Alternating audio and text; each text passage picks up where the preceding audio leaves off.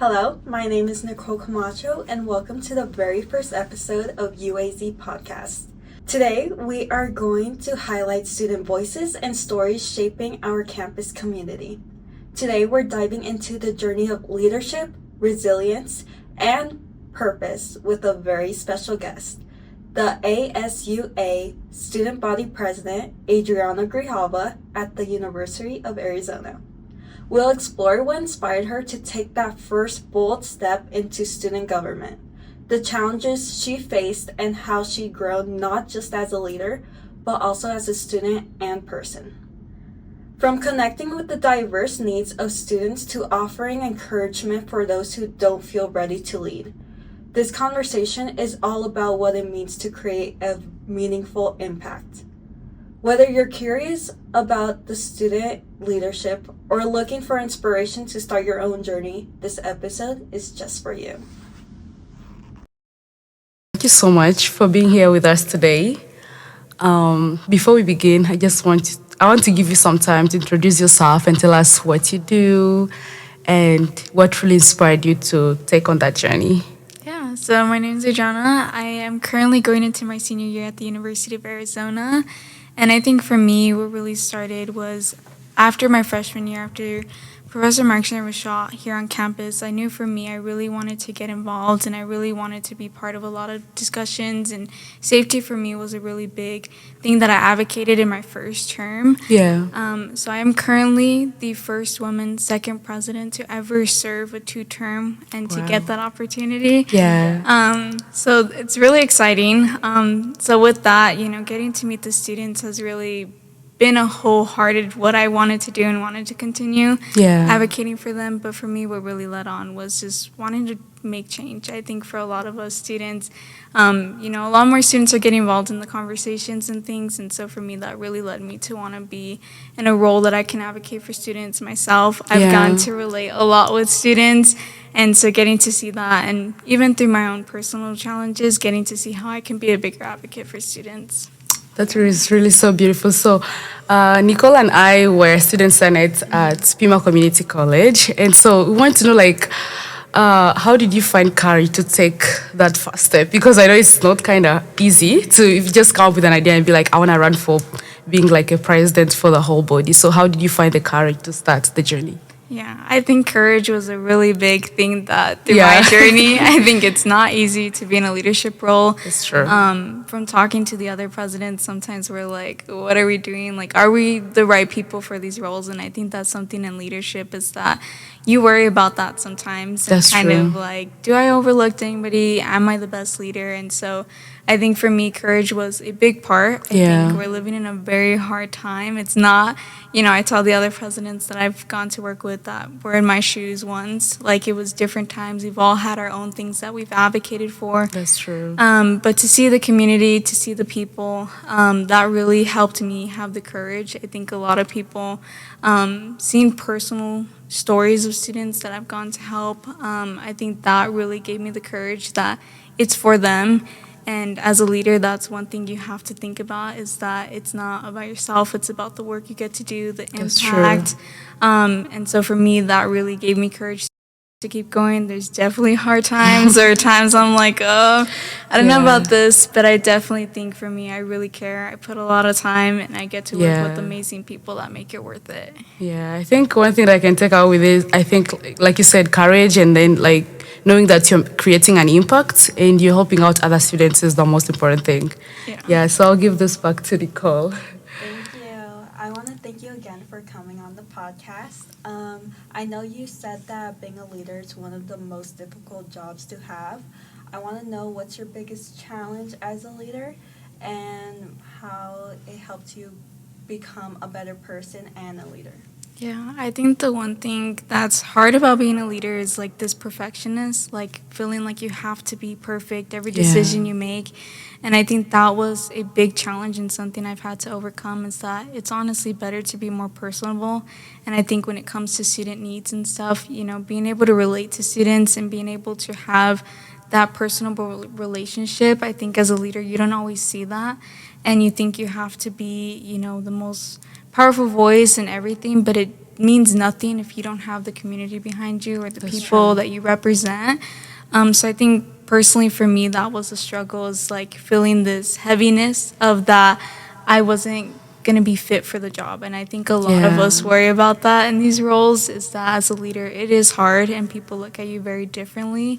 And so I think for me, that challenge was, I'm a student. At the end of the day, a lot of people forget that I'm a student too. So I Yeah. think being able to bring that side as a first gen student, as a student in itself, I think that was a big challenge, and that really helped me honestly advocate on a better level, because I do get to sit in rooms and advocate for students at the highest level at this Yes. university. Yeah. So I think getting to be personable and getting to be myself and a student, even though that was a challenge, I think in itself it was also something really good coming out of that, because it's mean a lot of change being personable. That's true. I know, like, as I can see that the university has got so many students, and then coming from different backgrounds, from different parts of the world as well. So how do you really stay connected to the diverse needs of students across the campus and ensure their voices are heard? Because I know one of your passion is advocacy. So how do you ensure all your voices are heard? Yeah, and I think that's something as student government, we oversee 40,000 plus Yeah. students, which is a big population, but also I think for us, we're so unique at the University of Arizona. We have so many students, like you said, from different backgrounds Yeah. that are coming all around the world. And not even for myself, being from a hometown, this is my hometown college. Yes. Getting to see that this is people's dream college, whether from out of state, Yeah. different parts of Arizona, around the world. So I think for me, that connection is really important. So for us, we do know as a student government, we still have a lot more work to do to make sure student voices are involved in that, including online students, international students. Yeah. I think sometimes we don't see that all the time.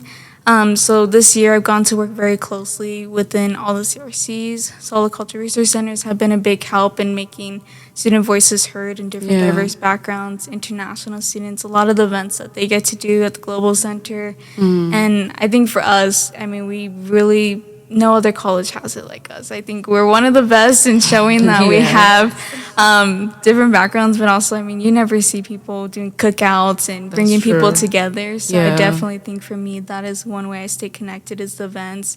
I think students, getting to actually sit down and talk to them, Yeah. you need that in those That's true. conversations.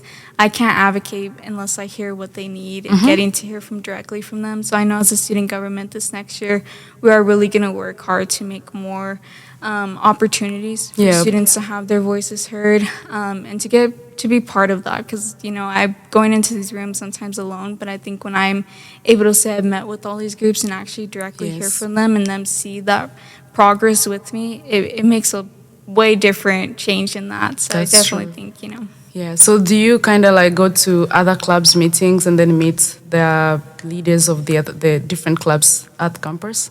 Yeah, so I do meet with student groups. So there's some groups that meet, outside, Yeah. clubs, any events that any groups are hosting. And so we really do our best to try to, I've gotten invited to like some associations, so like the Vietnamese Yeah. Student Association, like I got to go to their annual thing.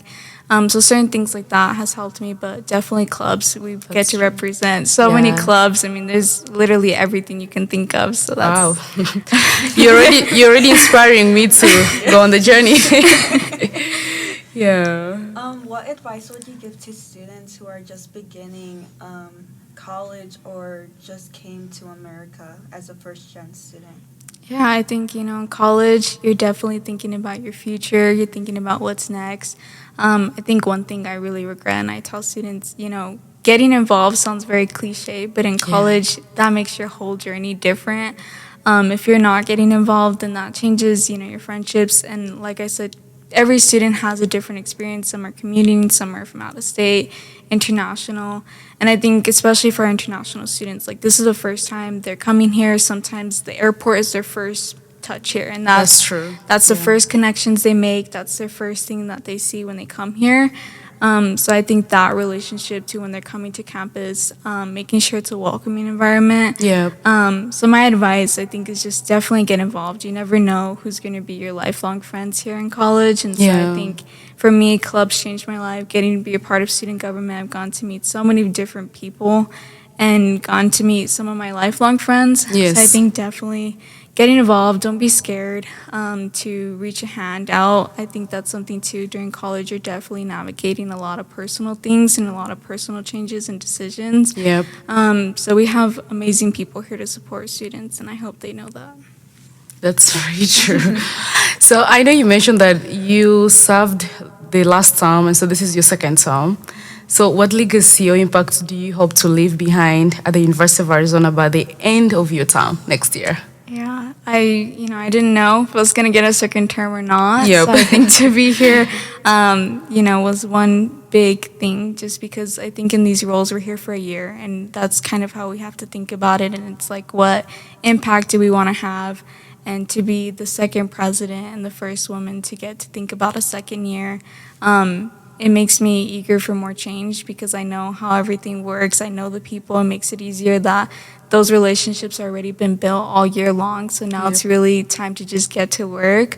So I think the impact I want to leave is that students do feel heard and they do feel like they have a voice with us, within our events, within the initiatives we create. It's all for students. Yes. And I think for some students, we're still working on it. A lot of students don't know about us.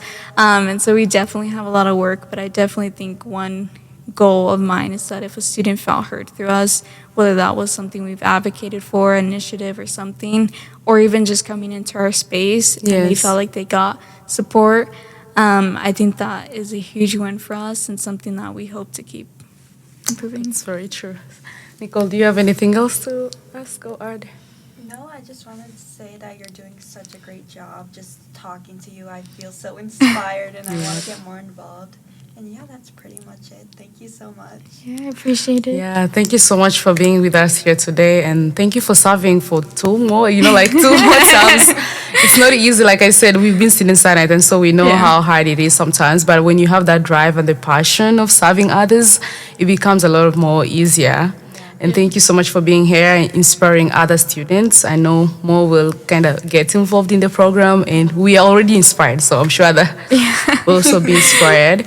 So before we close, I don't know if you have anything else that you want to give out there to the students, like any advice or something at the end of our discussion today. Yeah, I appreciate you guys bringing me along, and it's amazing to see the resources and things that we have here on campus and the work we get to do. Yeah. And I hope that, we continue to inspire students. I think it's a hard time, and I hope students know that it's okay to sometimes not be okay and to really go through it. Yeah. But really enjoy the college experience. It goes by fast, and, I never would have thought I would have got this opportunity here on campus. It was never something I thought about coming in, was being student body president over 40,000 plus students. But this was an opportunity given out of, little connections, meeting groups, and then it became something bigger. And so I hope that, as students are coming onto campus, they get excited and they get involved and enjoy the college experience, because it is amazing. And, we're one of the best colleges. So I think that's definitely speaks for itself, all the opportunities you have here on campus. So I appreciate you both reaching out to me and letting me be part of this. Yeah, thank you. Thank you so much. As we wrap up today's episode, we are reminded that leadership isn't about having all the answers. It's about listening, showing up, and being willing to grow along the way. Our guest's journey as the ASUI Student Body President shows that courage often begins with one small decision to care, to act, and to create an impact in the lives of others and in the community. If you ever felt like you're not qualified or not sure where to begin, let this be your reminder that your voice matters, and the first step can lead to something greater than you ever imagined. So thank you so much for joining us today. Until next time, stay curious, stay connected, and never doubt your ability to make a difference.